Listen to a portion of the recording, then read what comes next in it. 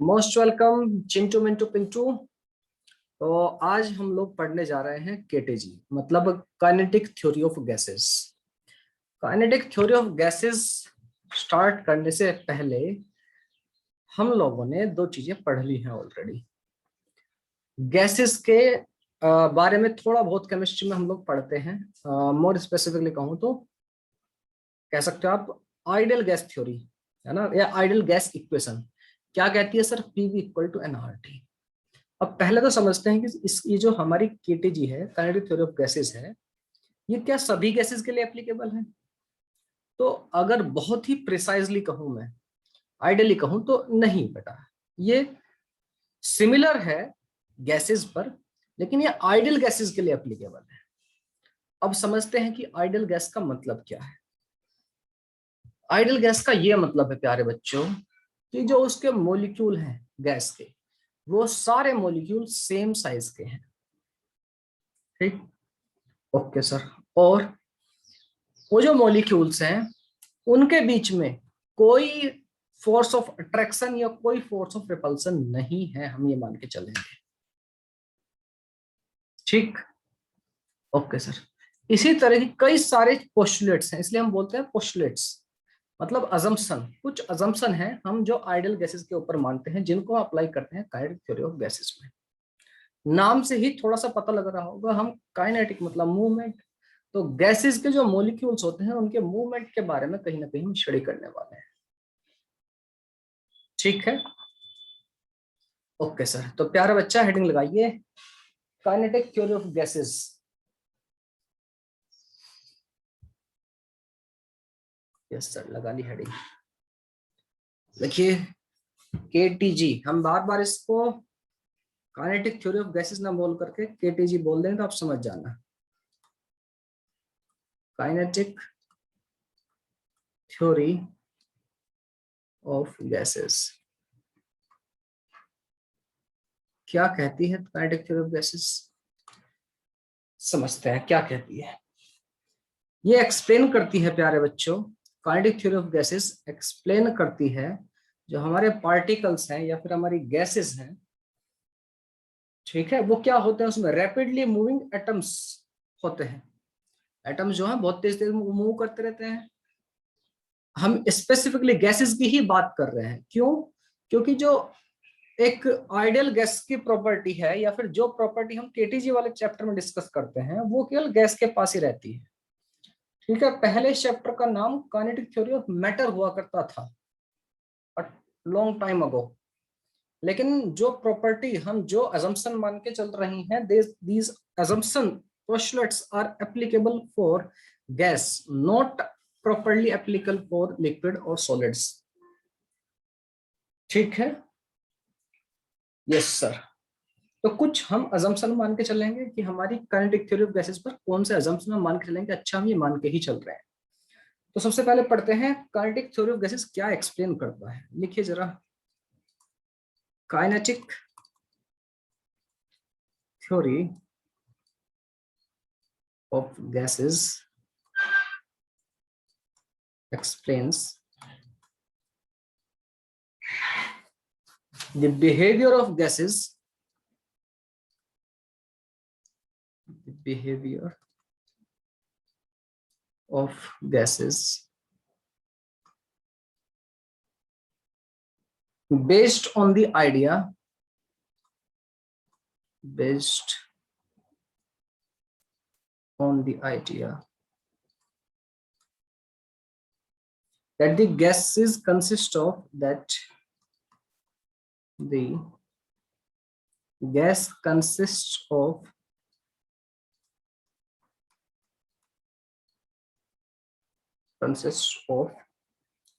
rapidly moving atoms,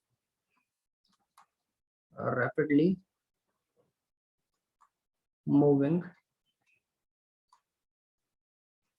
atoms। ठीक है, yes sir. और जो गैस मॉलिक्यूल्स हैं इनके पास जो होंगी मैक्रोस्कोपिक प्रॉपर्टीज होंगी, मैक्रोस्कोपिक और माइक्रोस्कोपिक दोनों। मतलब माइक्रोस्कोपिक मतलब छोटे लेवल की और मैक्रोस्कोपिक मतलब बड़े लेवल की। माइक्रोस्कोपिक कैसे कह सकते हैं हम, उसकी स्पीड हुई, मोमेंटम हुआ, काइनेटिक एनर्जी, ये क्या माइक्रोस्कोपिक। और मैक्रोस्कोपिक कहें तो हमारा प्रेशर, टेम्परेचर, ठीक है। यस सर, इनसे रिलेटेड रहेंगे। ओके सर जी। अब जरा जो अजम्पशन हमें लेके चलने हैं गैस के लिए, ये बेस्ड है आइडल गैस, आइडल गैस पर। तो इस बात को मैं लिख देता हूं। The kinetic theory of gases, the kinetic या KTG is based on the concept of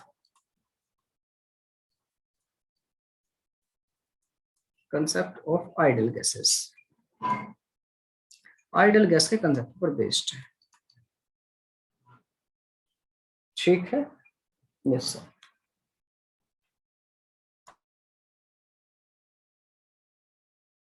वो ठीक है बालक।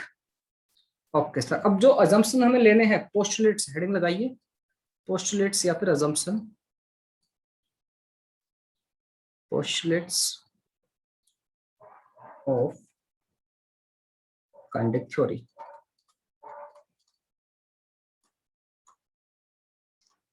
काइनेटिक थ्योरी के पोस्टुलेट्स देखते हैं क्या क्या है, ठीक है। ओके सर, फर्स्ट पॉइंट लिखिए। A gas consist of large number of tiny particles. जो गैस होगी उसके पास बहुत सारे छोटे छोटे चिंटू चिंटू पार्टिकल्स होंगे, ठीक है। फर्स्ट पोस्टुलेट लिखिए। A gas consist of, a gas consists of large number of tiny particles, large number of tiny particles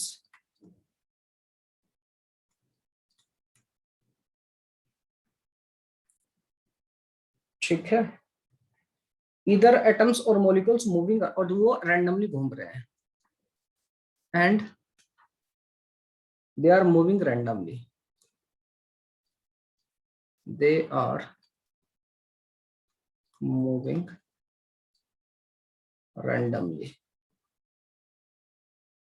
randomly वो घूम रहे हैं, ठीक है। इधर से इधर, कभी कहीं टकराते हैं, कभी कहीं टकराते हैं, कहीं टकराते हैं, ठीक है। दूसरी बात, one of the most important thing, second क्या कह रहा है, the volume of particle, the volume of particle, the volume of particles is negligible, is negligible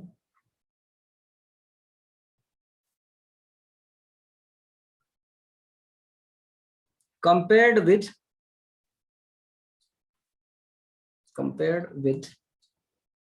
total volume of gas। इसका क्या मतलब है सर, इस बात को समझते हैं। देखो प्यारा बच्चा, लुक एट मी।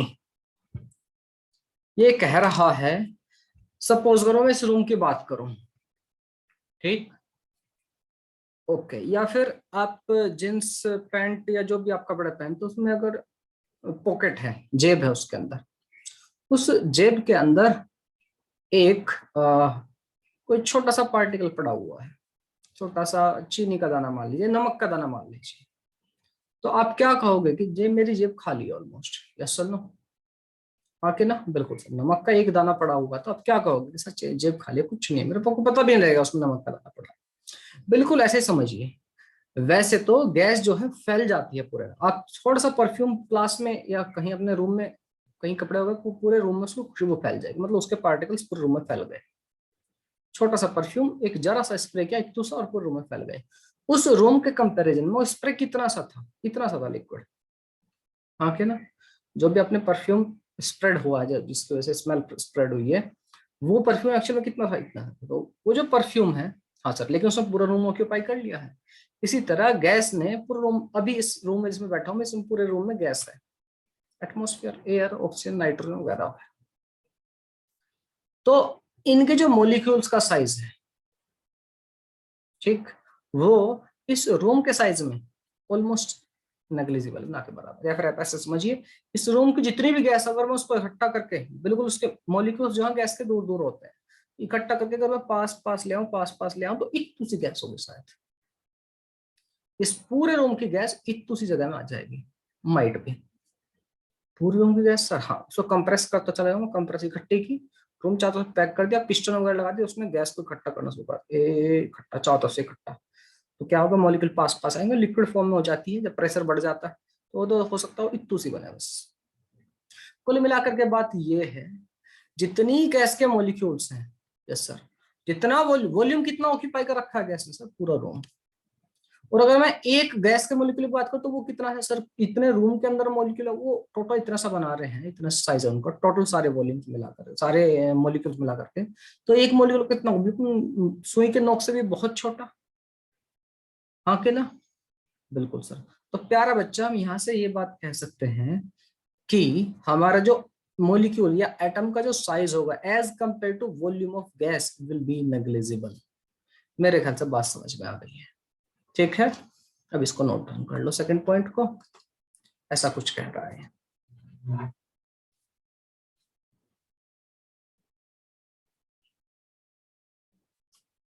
तीसरा पॉइंट देखते हैं। तीसरा पॉइंट हम ये मान के चलते हैं, जो गैस के पार्टिकल्स हैं दे आर इंडिपेंडेंट, मतलब वो एक दूसरे के ऊपर डिपेंड नहीं करते हैं। मतलब क्या है सर इस बात का, इस बात का प्यारा बच्चा ये मतलब है कि इंडिपेंडेंट होने का मतलब ये है, ना तो वो अट्रैक्ट करते हैं दूसरे को, ना तो एक दूसरे को रिपल करते हैं। मतलब there is no force of attraction, no force of repulsion between two molecules या टू एटम्स। क्लियर है? Yes sir. तो इस बात को भी लिख लीजिए, देयर इज नो अट्रैक्टिव और repulsive force, there is no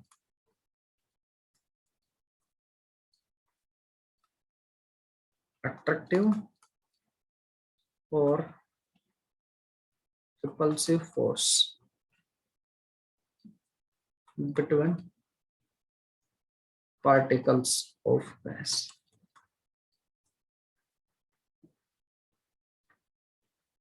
ठीक है, नोट डाउन। नेक्स्ट पॉइंट लिखते हैं प्यारा बच्चा। नेक्स्ट पॉइंट क्या कहता है, थर्ड पॉइंट कह रहा है देयर इज नो अट्रैक्टिव और repulsive force between particles of gas, कोई अट्रैक्टिव और रिपल्सिव फोर्स नहीं होगा। ओके। फोर्थ पॉइंट कहता है बालक, अगर गैस के पार्टिकल का आपस में कोलिजन होता है, ऑब्वियसली एक पार्टिकल दूसरे से टकराता है, या फिर आपने गैस को किसी कंटेनर के अंदर रखा है, गैस को किसी कंटेनर के अंदर रखा है, तो भी आपके जो पार्टिकल हैं कभी आपस में टकराएंगे, ये रैंडमली इधर उधर भाग रहे हैं, कभी इधर से इधर टकराया, कभी इधर कभी इधर।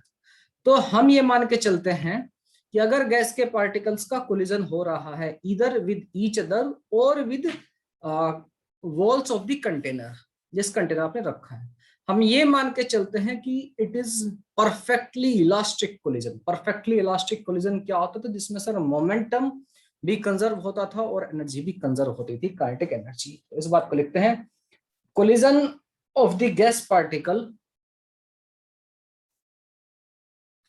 collision of the gas particle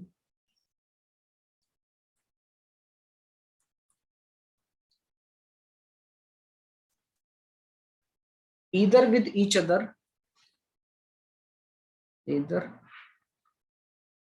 with each other or with the walls of container, या फिर जो कंटेनर की वॉल है उसके साथ हो, आर इलास्टिक, ये इलास्टिक कोलिजन हो रहा होगा, या परफेक्टली इलास्टिक बोल सकते हो। इसका क्या मतलब है, एनर्जी विल बी कंजर्व। ठीक है, इसका मतलब ये है द टोटल काइनेटिक पार्टिकल, तो क्या आप कह सकते हो total kinetic energy of the particle is constant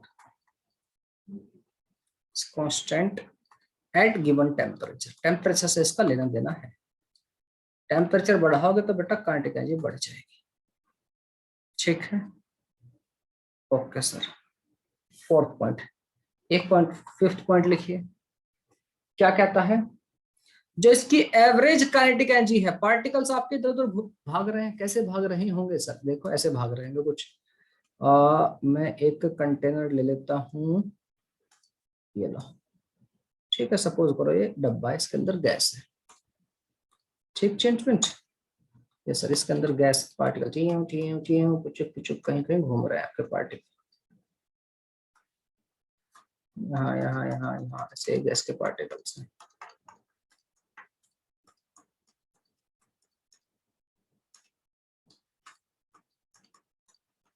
तो अभी क्या हो रहा है? अभी ये रैंडमली इधर उधर जिगजैग भाग रहे हैं। रैंडमली इधर उधर से मतलब क्या है सर? जिगजैग भाग रहे हैं, इसका क्या मतलब है? ये पार्टिकल कहीं इधर भाग रहा होगा, ये पार्टिकल कभी इधर भाग रहा होगा, ये कहीं, ये कहीं, ऐसी कुछ फिलहाल कहानी हो जाएगी। ये कहीं इधर भाग रहा है रैंडमली किसी भी डायरेक्शन में। ठीक है बालक? यस सर जी। तो कहता क्या है पार्टिकल कि इनकी जो काइनेटिक है, सबके पास अपनी अपनी काइनेटिक है, सबकी कुछ वेलोसिटी होगी। सपोज इसमें पार्टिकल बहुत सारे हैं, किसी कुछ की वेलोसिटी v1 है, किसी की v2 है, किसी की v3 है, किसी की v4 है, वगैरह वगैरह। सबके मास, हम सबका सब हमने सबको आइडेंटिकल पार्टिकल माना, मतलब सबके मास हम सेम मान के चलेंगे, ये भी पोस्टुलेट्स है। ठीक है, तो इनकी टोटल काइनेटिक एनर्जी या फिर एवरेज काइनेटिक एनर्जी क्या हो जाएगी? पहले मॉलिक्यूल की काइनेटिक एनर्जी प्लस दूसरे के प्लस तीसरे के सबके divide by total number of particles, आपकी हो जाएगी average kinetic energy. Yes sir. तो वो कहता है कि जो एवरेज काइनेटिक एनर्जी होगी, it is completely dependent on the temperature. Temperature के ऊपर बहुत बड़े नंबर पर, बड़े स्केल पर ये डिपेंड करेगी। ठीक है, डायरेक्टली टेम्परेचर जैसे हुआ, सारे एनर्जी पार्टिकल जो आपके तेजी से वाइब्रेट कर लेंगे, तेजी से वाइब्रेट कर लेंगे, मतलब काइनेटिक एनर्जी बढ़ने लगेगी। टेम्परेचर डाउन हुआ तो मॉलिक्यूल्स जो है वाइब्रेट नहीं करेंगे, और मॉलिक्यूल्स आपके वाइब्रेट नहीं करेंगे तो काइनेटिक एनर्जी घट जाएगी। ठीक है प्यारा बच्चा? Yes sir. तो नेक्स्ट पॉइंट लिखिए, the average kinetic energy of a gas particle, the average kinetic energy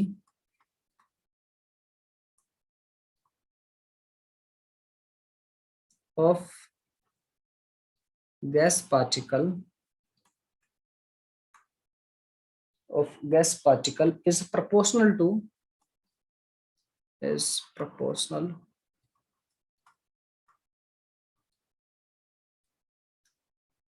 to Kelvin temperature of sample। कितना टेम्परेचर केल्विन में? proportional to Kelvin temperature of sample। ठीक है बालक? मेरे ख्याल से यस सर, बात समझ में आ रही है। तो हमारा जो काइनेटिक एनर्जी है पूरी पूरी डिपेंडेंट किस पर हो जाएगी सर? पूरी पूरी डिपेंडेंट होगी टेम्परेचर के ऊपर।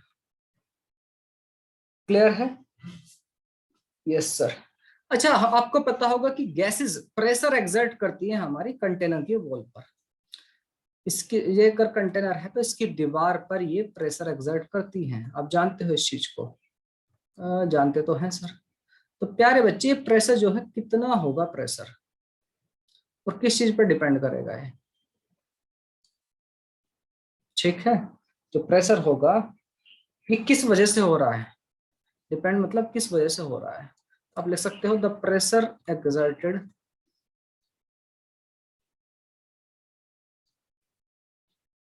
pressure exerted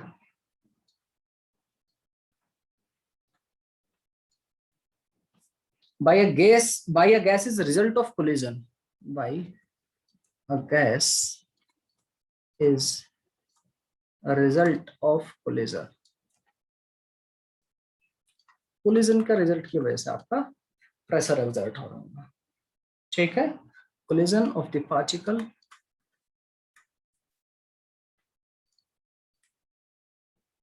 with the walls of container, with the walls of container।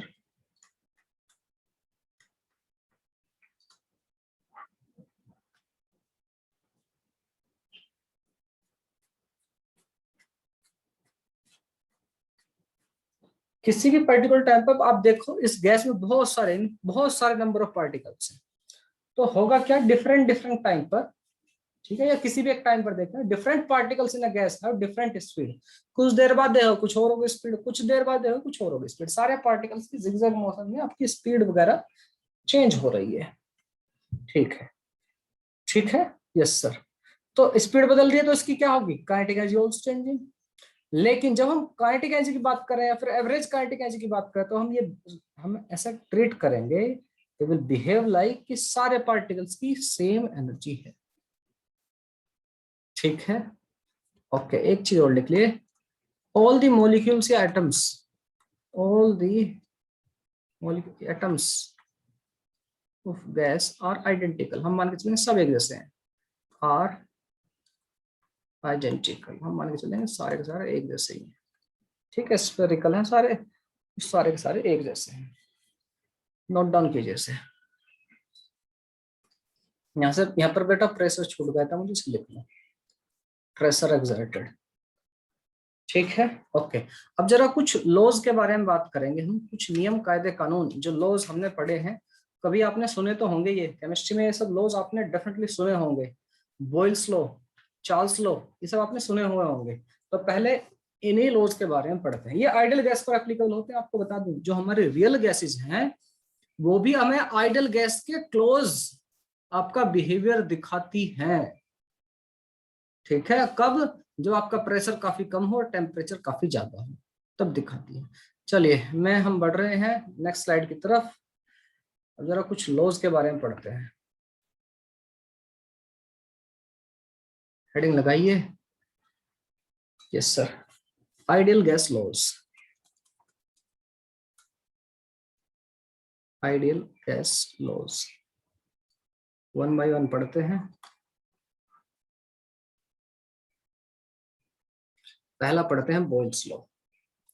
तो इनको याद कैसे रखना है, आपने ये सब चीजें केमिस्ट्री में पढ़ी है, जैसा मैं मान के चल रहा हूँ, बॉयल्स लॉ, लेकिन फिर भी यहाँ पर भी इन चीजों को देख लीजिए। बॉयल्स लॉ क्या कहता है, अगर किसी गिवन या फिक्स कांस्टेंट टेम्परेचर पर हमारा क्या होता है, pressure is inversely proportional to volume.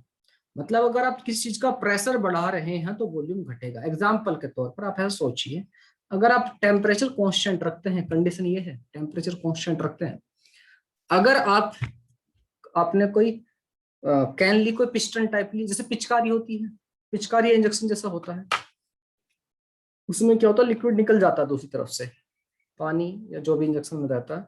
इसी तरह की कोई स्ट्रक्चर इमेजिन कीजिए और आप उसको पुश करते जा रहे हैं, ऐसे पुश, क्या उसके ऊपर प्रेशर बढ़ रहा है, प्रेशर बढ़ रहा है, प्रेशर बढ़ रहा है, तो वॉल्यूम क्या हो रहा है, घट रहा है, छोटा होता जा रहा है, छोटा होता है, इतना बढ़ेगा, इतना इतना इतना इतना, ऐसा सोचिए।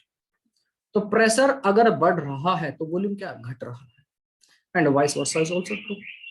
ठीक है, प्रेशर घट रहा है मतलब वॉल्यूम बढ़ेगा। ठीक है, टेम्परेचर कांस्टेंट, जैसे कि अगर मैं मान के चलूं, आप कुकर में खाना बना रहे हैं, आपने दाल चावल वगैरह डाल दिए और कुकर स्टार्ट कर दिया, उसके ऊपर ढक्कन नहीं ढका, उसके अंदर पानी है, दाल चावल सब चीजें, तो क्या है, जो पानी है, पानी क्या होगा, गर्म होगा, 100 डिग्री पर पहुंच गया। अब वो 100 डिग्री पर पहुंचने के बाद क्या होगा, अगर आप चाहते हो कि इसका टेम्परेचर 100 डिग्री ही रहे, इससे ज्यादा ना बढ़े, तो क्या करो, अपने ढक्कन खोल दे उसका, आप नीचे से फ्लेम दे रहे हो, आग दे रहे हो, आप चाहते हो 100 डिग्री से ऊपर नहीं जाए, तो क्या होगा, एनवायरमेंट में अपनी हीट भेजना शुरू कर देगा, वेपर आपके एनवायरमेंट में जाना शुरू होगा, वेपर पानी का ही हिस्सा है ना, 100 डिग्री पर, बिल्कुल सर। तो क्या हुआ, टेम्परेचर जैसे जैसे बढ़ा, उसका वॉल्यूम क्या हो गया, अगर आप टेम्परेचर कांस्टेंट रखते हो, 100 डिग्री से ऊपर नहीं बढ़ाते, तो क्या होगा, वो जो गैस, अभी पानी किस फॉर्म में था, इतना सा था पानी, कुकर का आधा हिस्सा भरा, तो अब क्या, वही पानी वेपर बन के पूरे रूम में फैलने लगा। मतलब क्या हो रहा है, आपका वॉल्यूम एक्सपेंड हो रहा है, टेम्परेचर कांस्टेंट रख रहे हो, वॉल्यूम एक्सपेंड हो रहा है, किस लिए, प्रेशर को मेंटेन रखने के लिए, प्रेशर को वही बनाने के लिए, प्रेशर घटाने के लिए। अगर आप ढक्कन लगा देते हो कुकर का, तो क्या होता है, वॉल्यूम नहीं बढ़ पाएगा, आप हीट दिए जा रहे हो, टेम्परेचर बढ़ाने की कोशिश कर रहे हो, तो क्या है, आपका प्रेशर बढ़ना लगेगा। अब वॉल्यूम आप रोक नहीं सकते हो, आपने ढक्कन लगा दिया कुकर का, वो सॉरी आपका टेम्परेचर को नहीं रोक सकते आप, टेम्परेचर अब बढ़ेगा, ढक्कन को ओपन कर दे तो टेम्परेचर हो सकता है मेंटेन हो जाए 100 पर, 110 पर रुक जाए वहां पर जाकर, ये वो हीट को अपनी बाहर निकाल सकता है। चलिए देखते हैं क्या कहते हैं बॉयल्स लॉ। कहते हैं कि अगर आपके कांस्टेंट टेम्परेचर पर, बॉयल्स लॉ कहते हैं according to this law for a given mass of a gas, for a given mass of a for a given mass of a gas, the volume of a gas, the volume of a gas is inversely proportional, is inversely proportional to the pressure of gas at constant temperature। ऐसा कब होगा? Constant temperature. आपको पता होगा, अगर मैं idol gas की बात करूं तो आइडल गैस इक्वेशन आप क्या बोलते हो sir? PV equal to NRT, यही बोलते हो? Yes sir, no? Yes sir. Ideal gas equation क्या पढ़ी आपने sir? PV equal to NRT. अगर गिवन मास है, फिक्स है, मतलब नंबर ऑफ मोल्स, आर आपका गैस कांस्टेंट होगा, टेम्परेचर भी अगर आपने कांस्टेंट कर दिया, इसका मतलब क्या है sir? PV equal to constant. इसका मतलब क्या? Pressure into volume equal to constant. फिर आप क्या कह सकते हो? Pressure is directly proportional to 1/V, ये बोल सकते हो। अरे हाँ कि ना? कांस्टेंट उठा कर डायरेक्टली प्रोपोर्शनल लगा लिया, यहाँ से क्या मिल रहा है? प्रेशर जो है वो वाला इनवर्सली प्रोपोर्शनल है टू दी वॉल्यूम। ठीक है, आप कह सकते हो volume is inversely proportional to pressure, जो भी आपको ठीक लगे आप बोल सकते हो। ठीक है, this is Boyle's law. Boyle's law की खास बात क्या है? यहाँ पर कांस्टेंट टेम्परेचर है, टेम्परेचर आपका कांस्टेंट है। ठीक है, इसको इसी तरह याद रखना कि भाई जहां पर कांस्टेंट टेम्परेचर होता है, बॉइल्स, बॉइल्स माने उबलना, उबल रहा है, एक फिक्स टेम्परेचर, ऐसे याद रख सकते हो। ठीक है, फिक्स टेम्परेचर पर टेम्परेचर आपका नहीं बदलना है, तो प्रेशर और volume will be inversely proportional.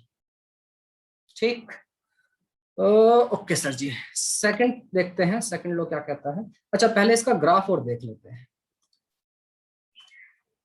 Pressure versus volume का ग्राफ कैसा होगा?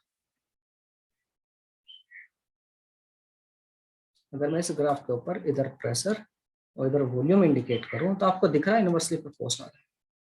बिल्कुल सर जी। तो ग्राफ कैसा होगा?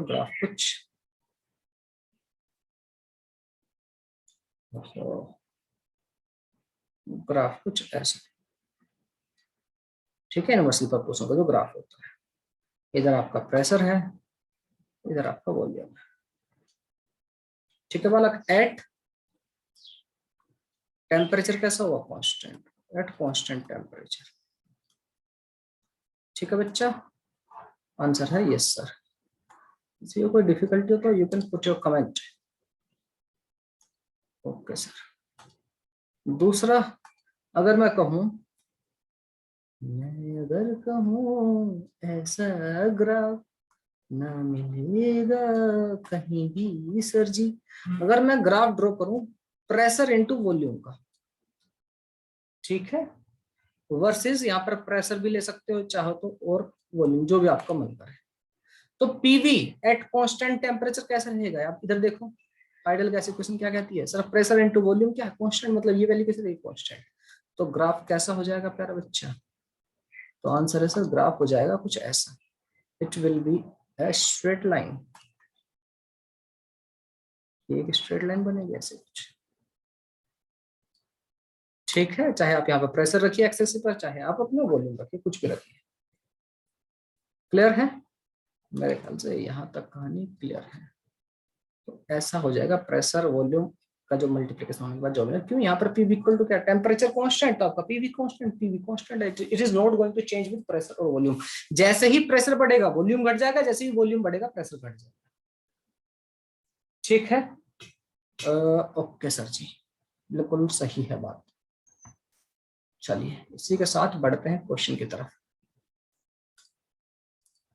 हाँ जी, क्वेश्चन देखते हैं। Question number 1, a gas at 27 degree Celsius in a cylinder has a volume of 4 litre, 4 litre है। ठीक है sir, and pressure 100 Newton per meter square if the gas is first compressed at constant temperature so that pressure is 150 Newton per meter square. Calculate the estimate change in volume. कहा है volume में कितना change हो जाएगा. अब हमें कहा गया है इसमें टेम्परेचर कांस्टेंट है तो we can apply PV equal to NRT, और आर टेम्परेचर आपका कांस्टेंट है, आर कांस्टेंट है, नंबर ऑफ मोल्स कांस्टेंट, मतलब P1 PV equal to constant. PV equal to constant को मैं बोल सकता हूँ P1 V1 equal to P2 V2, ये बोल सकता हूँ. बिल्कुल sir. Pressure into volume will be constant. Initially pressure कितना था? प्रेशर था सर 100 और वॉल्यूम कितना था 4 लीटर. बाद में प्रेशर कितना कर दिया सर 150 और वॉल्यूम कितना कर दिया, V मान लेता हूँ बाद का, वॉल्यूम V2 मान सकते हो आप, ये लो V2. तो यहां से 100 into 4 divide by 150 will be equal to V2. एक जीरो से एक जीरो को मार डालो, 5 दूनी 10 और 5 तिया 15, 3 चौक 12, 5 दूनी 10, 5 तिया 15. ठीक है, ठीक है सर, सॉरी 2 चौक 8, 8/3, मतलब 3 to the 6.66. ठीक है, इतना आ जाएगा वॉल्यूम. नया वॉल्यूम ये है. पिछला वॉल्यूम कितना था 4 लीटर. पूछा क्या इसने, चेंज इन वॉल्यूम ही पूछा है सर. ठीक है, हमें फाइनल वॉल्यूम नहीं बताना कितना है, पूछा क्या हमसे चेंज इन वॉल्यूम. तो चेंज इन वॉल्यूम कितना हो जाएगा वाला, चेंज इन वॉल्यूम कितना था पहले 4 लीटर माइनस अब कितना 2.67, 66 आता जा रहा है तो 2.67 इसको लिख लेते हैं. तो कितना जाएगा मेरे ख्याल से 1.33. This is change, this is our answer. ठीक है, मेरे ख्याल से यस, एब्सोल्युटली करेक्ट. ठीक बच्चा, ओके सर. हाँ जी, आगे लिखिए चार्ल्स लॉ. चार्ल्स बाबा क्या कहते हैं, चार्ल्स बाबा का लॉ है, ये कहते हैं किसी फिक्स प्रेशर पर, वही सारे लॉ जो हैं डेराइव हुए हैं, समझ लो आप. आइडियल गैस इक्वेशन अगर आपको याद हो तो सारे लॉ आप याद रख सकते हो. ये कहते हैं किसी अगर फिक्स प्रेशर है आपका, अगर प्रेशर आपका फिक्स है तो आप उसका जो वॉल्यूम है बालक, it will be directly proportional to temperature. ठीक है, लैंग्वेज की फॉर्म में लिख लेते हैं. क्या कहते हैं, for a given mass of a gas, for a given mass of a gas, जो for a given mass of gas कह रहा है मतलब नंबर ऑफ मोल्स कांस्टेंट है. ठीक है, वो भी चेंज नहीं हो रहा है. Of a gas, the volume of a gas, volume of a gas at constant pressure, at constant pressure is directly proportional to its absolute temperature. absolute temperature का मतलब होता है, केल्विन में बात कर रहे हैं, absolute temperature.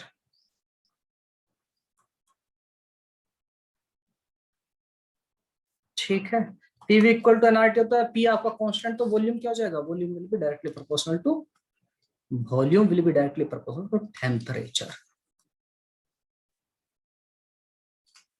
ठीक है चिंप्स. ओके सर, बात समझ लो सर, मैं पूर्णतः बात समझ लो सर आपकी. तो volume will be directly proportional to temperature, इसको आप ऐसे भी कह सकते हो V upon T equal to constant. ठीक है, या फिर कह सकते हो V1 upon T1 equal to V2 upon T2, ये भी कह सकते हो. ठीक है, ओके सर, कह सकता हूँ. ग्राफ और देख लेते हैं इसके, ग्राफ कैसे होंगे इसके. Graph will be like this.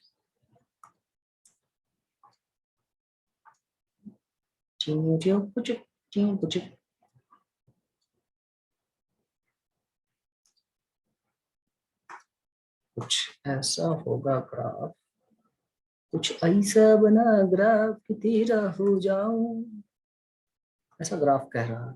Yes sir. आपका इधर मैं अगर वॉल्यूम को इंडिकेट करता हूं, उधर मैं टेम्परेचर को इंडिकेट करता हूं, तो volume is directly proportional to temperature. लेकिन आप प्लीज इसको जीरो से स्टार्ट ना करें, क्योंकि सर अगर आपका किसी चीज का टेम्परेचर 0 हो जाता है तो उसका वॉल्यूम 0 नहीं होता है। ये बात है। हाँ बेटा ये बात है, ठीक है। तो डायरेक्टली प्रोपोर्शनल होगा, इसका मतलब ऐसा बिल्कुल भी नहीं है कि आप 0 से स्टार्ट करें इसको। Please take care of this thing. ठीक है sir, we will take care of this thing. यहाँ पे डॉट बना देता हूँ, तो ये 0 से स्टार्ट नहीं होने वाला है। कब है ये कहानी? जब आपका प्रेशर कांस्टेंट है। क्या है सर? प्रेशर कांस्टेंट है। क्या कांस्टेंट सर? प्रेशर। प्रेशर नहीं बेटा, प्रेशर। हाँ वही मतलब प्रेशर। ठीक है ओके। इधर आपका टेम्परेचर, अगर मैं V अपॉन टी का ग्राफ ड्रॉ करूं, V अपॉन टी क्या है? कांस्टेंट। आप यहाँ पर टेम्परेचर लिख लीजिए, चाहे आप वॉल्यूम लिख लीजिए, फर्क कोई पड़ता नहीं। ठीक है यस सर, आप यहाँ पर वॉल्यूम लिख लीजिए। अब V upon T is constant, तो मतलब V upon T is constant. तो इसका ग्राफ कैसा होगा सर? इसका ग्राफ कैसा होगा? V अपॉन टी एक कांस्टेंट है। यस सर, कुछ ऐसा होगा।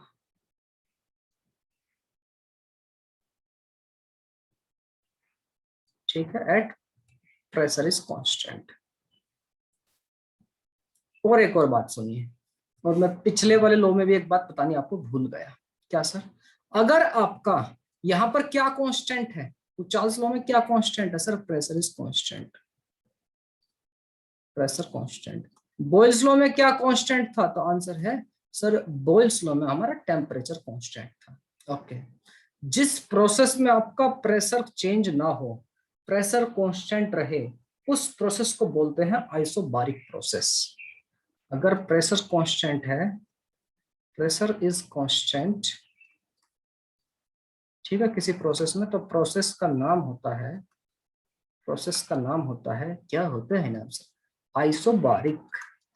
आइसो का मतलब सेम से ही होता है, आइसोबारिक प्रोसेस बोलते हैं ऐसे प्रोसेस को। पिछले केस में आपका टेम्परेचर कांस्टेंट था, तो टेम्परेचर को क्या बोलते हैं? थर्म या थर्मल, है ना?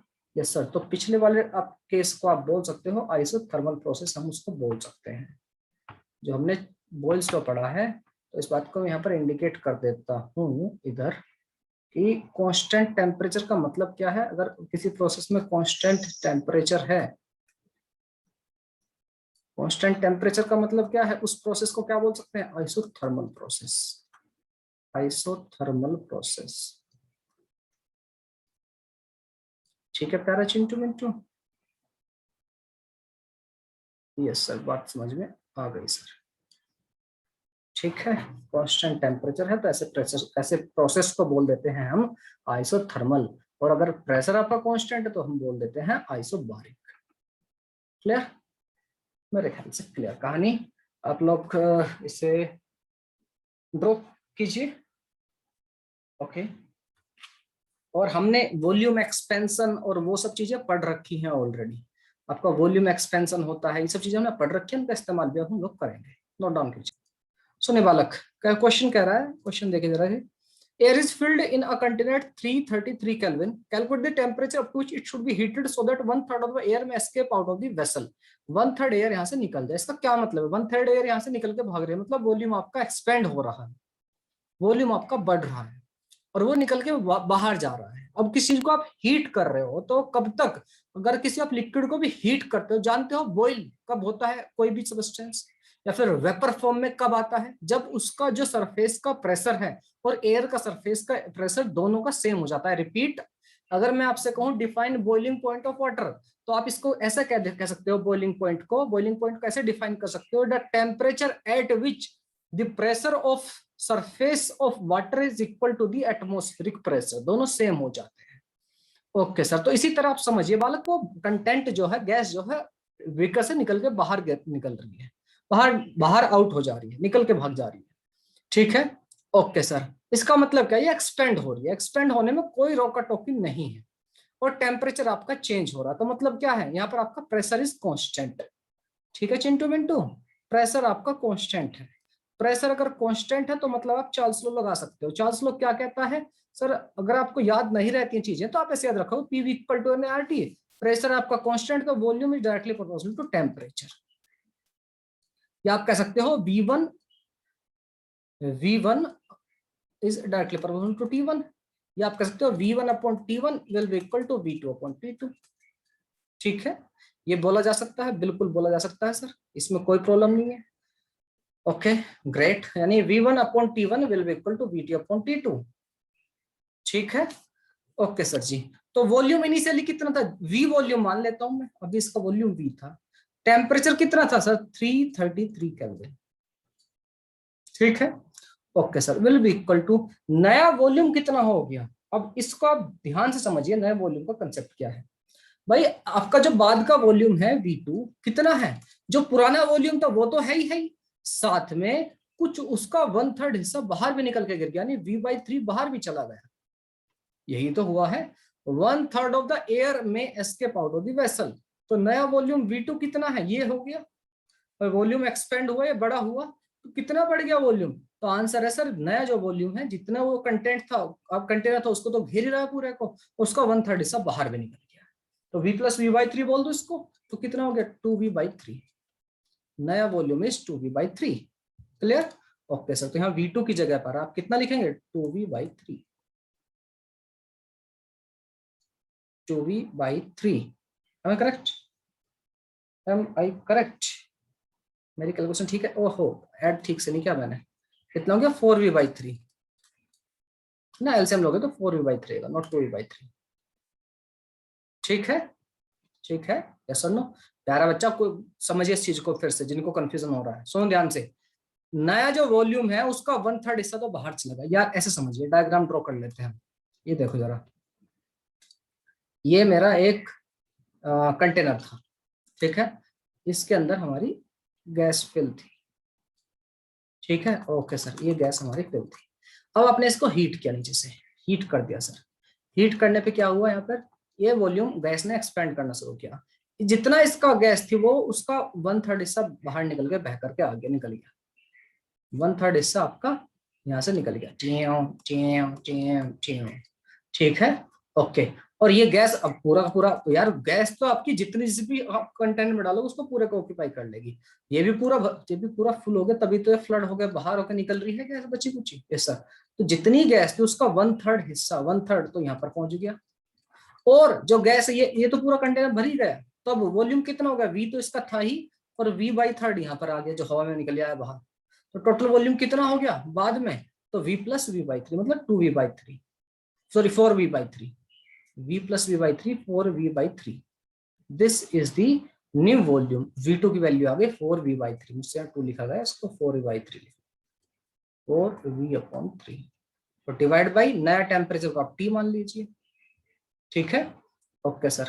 इस V से इस V को मार दीजिए, तो आपका temperature will be equal to कितना, 4/3 × 333। 3 से इसको 111, 111 की मल्टीप्लाई करोगे 4 से तो 444 केल्विन। तो नया टेम्परेचर विल बी 444 केल्विन। इतना होगा हमारा टेम्परेचर, जिससे उसका 1/3 हिस्सा निकल के भाग जाए। ठीक है, मेरे ख्याल से बात समझ में आ गई है, इसको छाप लो। तो प्यारे चिंस मिन्स पिंस, आज की क्लास हम करेंगे यहीं पर एंड। नेक्स्ट क्लास में मिलते हैं फिर और क्वेश्चन के साथ और कंसेप्ट के साथ। आज के लिए tata bye bye, take care, और खुश रहिए, मस्त रहिए, बिंदास रहिए, बाय बाय।